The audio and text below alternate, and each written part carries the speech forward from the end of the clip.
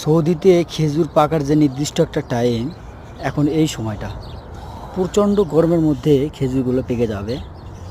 দেখুন খেজুরগুলো কত সুন্দর, কত চারটা বাধা ধরছে একটা গাছে, চারটা বাধা ধরছে একটা গাছেই, কত লাখ লাখ খেজুর। আল্লাহর কি সুন্দর সৃষ্টি, কত সুন্দর খেজুর। এই এক মাসের মধ্যে পেকে যাবে, তাই না?